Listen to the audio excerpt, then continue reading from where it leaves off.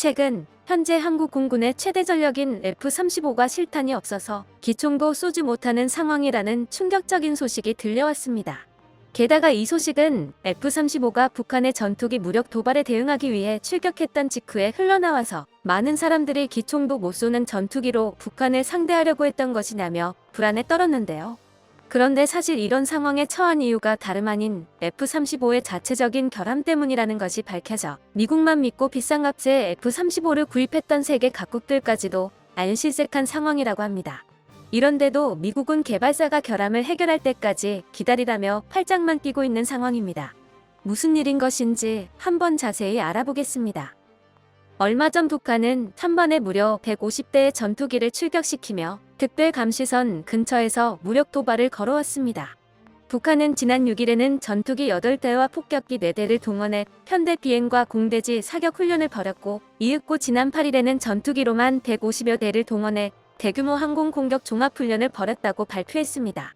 하지만 한국군이 파악한 정보에 따르면 이는 완전히 북한의 허세로 그 실상은 처참하다는 것이 밝혀진 바가 있죠. 실제로 동원된 전투기는 100대 안팎에 불과했고, 나머지는 이륙에 실패하거나 근처 비행장에 비상 착륙한 경우가 많았던 데다가 심지어 한 대는 아예 추락했다고 합니다. 제대로 날았던 100여 대의 전투기도 시대에 한참 뒤떨어진 노후화된 기종이라는 것은 전 세계에 모르는 사람이 없습니다. 가히 박물관이 살아있다 수준으로 일각에서는 북한이 그런 골동품을 하늘에 띄울 능력이 있다는 점이 오히려 두렵다고까지 할 정도인데요. 한국군 입장에서는 이런 고물 비행기들이라도 국민의 안전을 위협하게 내버려둘 수는 없기에 북한의 도발과 동시에 즉각적인 대응에 나섰습니다.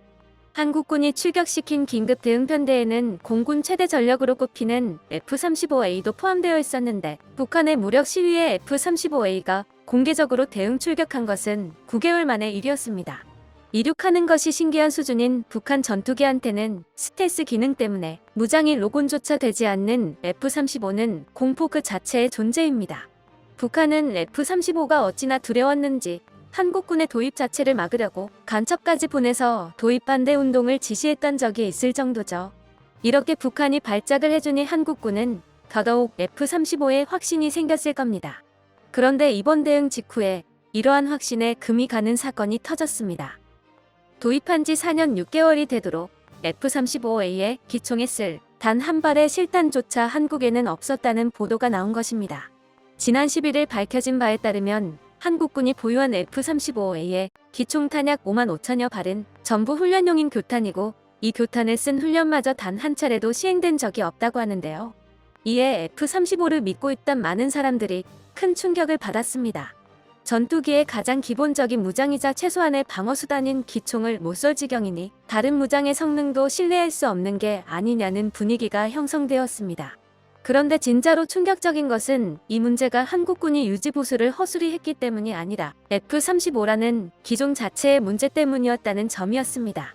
한국군이 실탄을 구매하지 않았고 교탄 사격 훈련조차도 진행하지 않았던 까닭은 F-35A 기총 자체에 문제가 있었기 때문이었습니다. 지난 2019년 미국 국방부 펜타곤은 F-35A의 기총 사격 시 총구 주변에 균열이 생기는 결함을 확인했습니다. 그래서 펜타곤은 로키드 마틴이 이 문제를 해결할 때까지 전 세계에 수출한 F-35A의 기총 사격을 중단할 것을 요청했고, 그 중에는 한국이 구매한 F-35A도 있었던 것입니다.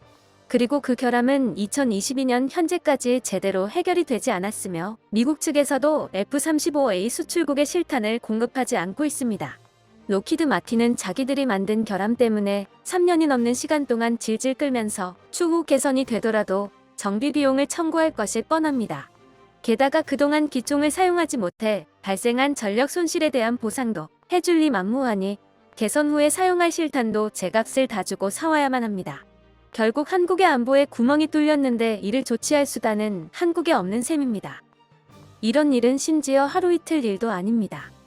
작년부터 올해 6월까지 1년 반 동안 F-35A가 이렇게 크고 작은 고장으로 말썽을 부린 횟수가 무려 234회입니다. 이는 비행 불능 상태와 특정 임무 불능 상태 판정을 받은 경우만을 취합한 것으로, 이렇게 되면 짧게는 수일 동안 길게는 4개월 이상까지도 정비소 신세를 져야 합니다. 그럼에도 불구하고 한국이 이를 바득바득 갈아가면서 F-35A를 쓰는 이유는 강력한 전투력만큼은 부인할 수가 없기 때문입니다. 이전 세대의 전투기와는 궤를 달리하는 압도적인 성능의 5세대 전투기 중에서 한국이 구매할 수 있었던 유일하면서도 최선인 옵션이 F-35A입니다. 더군다나 한국이 가장 위협적인 적인 중국이 누가 봐도 F-35를 베낀 전투기를 실전 배치하고 있고, 심지어는 얼마 전에 미국 측에서도 기술 유출이 있었음을 시인한 상황이라 한국이 F-35를 확보하는 것은 최소한도의 자위수단입니다. 물론 그렇다고 해서 F-35A가 잡아먹는 어마어마한 유지비까지 견뎌내기는 쉽지가 않습니다. 9,500만 달러, 한화로 1,000억에 달하는 구매 비용조차 가소롭게 보일 정도로 말 그대로 천문학적인 F-35의 유지비는 그 돈 많다는 미국에서조차 감당하기 힘들어합니다. 미군에서 유지비가 많이 나오는 항공기 10가지를 꼽으라면 그중 7번째가 시간당 67,000달러를 먹는 F-35A입니다. 의외로 F-22 랩터가 10번째로, 즉 F-35A는 랩터보다 더한 금액을 매시간 잡아먹고 있는 겁니다. 이 두 전투기를 제외한 나머지 8종은 폭격기나 수송기, 조기 경보기와 같이 체급부터가 전투기와는 궤를 달리하는 대형 기종이라는 점을 생각해보면 F-35A의 유지비는 이해가 잘 되지 않는 수준입니다. 이렇다 보니 미 공군도 F-35A가 실패했다고 인정했으며 미 의회마저 예산을 이 정도로 잡아먹으면 오히려 훗날 전력에 구멍을 낼 수 있다며 F-35를 비난한 적이 있습니다. 한국에서도 잇따라 이런 문제들이 불거침에 따라 도입해온 F-35A를 과연 언제까지 제대로 운용할 수 있을지 회의적인 시선이 많아지고 있습니다. 하지만 다행히도 한국에게는 이러한 문제점을 해결할 수 있는 비장의 수가 있습니다. 바로 국산 전투기 KF-21이죠. F-35A에 빈발하는 결함 문제가 한국에게 더 치명적으로 작용하는 이유는 고장이 났다고 해서 임의로 수리를 할 수가 없기 때문입니다. 미국산 무기는 돈을 주고 사왔다고 해도 완전히 우리 것이 되지가 않습니다. 무기에 들어간 기술 하나하나가 미국의 군사 기밀이고, 미국은 이를 지키기 위해서 무기를 판매하고 나서도 수리나 개조 등 내부 기술에 접근할 수 있는 모든 행위에 개입을 합니다. 이는 물론 국방기술의 유출을 미연에 방지하기 위해서는 합당한 처사입니다. 한국이 무기를 수출하더라도 똑같이 해야 할 일이죠. 하지만 무기를 사온 나라에서는 어쩔 수 없이 답답한 상황에 처하게 됩니다. 특히 F-35A 같은 강력한 무기는 수입국 입장에서는 그 전투력에 의존하는 바가 정말 큰데, 하루아침에 고칠 수 있는 간단한 고장조차도 미국의 허가를 받을 때까지는 손도 못 대고 보고만 있어야 하는 경우가 부지기순이 예간장이 녹을 수밖에 없습니다. 하지만 국산 기술로 자체 개발하는 KF-21은 이런 일이 일어나지가 않죠. 비록 KF-21이 현재 개발된 스펙으로는 F-35A를 완전히 대체하는 데에 무리가 있지만, 꾸준한 개발과 개량을 통해 F-35A에서 겪었던 고질적인 문제들을 예방하고 결과적으로는 F-35A를 대체할 수도 있을 것으로 보이는데요. 설계도부터 완성까지 전부 한국이 직접 만들었으니 결함이 생기더라도 그 파악과 해결이 신속하게 이루어질 수 있습니다. 그뿐만 아니라 사용 목적에 맞게 개조를 하는 데에도 거리낌이 없습니다.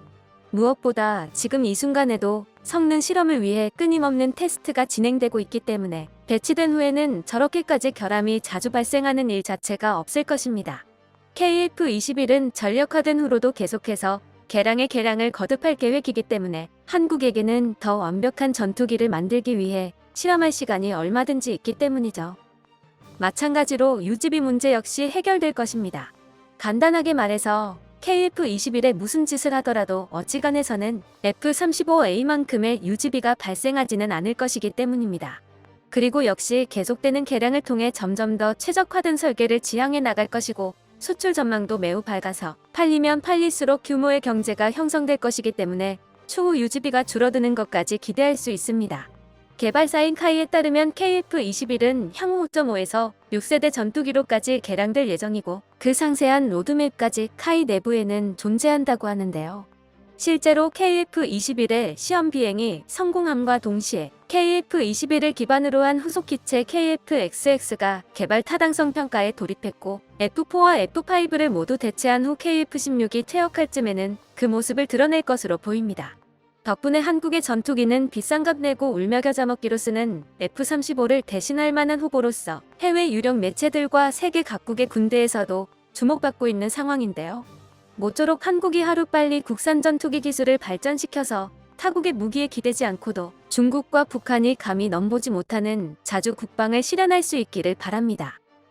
끝까지 시청해주셔서 감사합니다. 도움이 되셨다면 좋아요를, 다른 이야기도 궁금하시면 구독을 눌러주세요.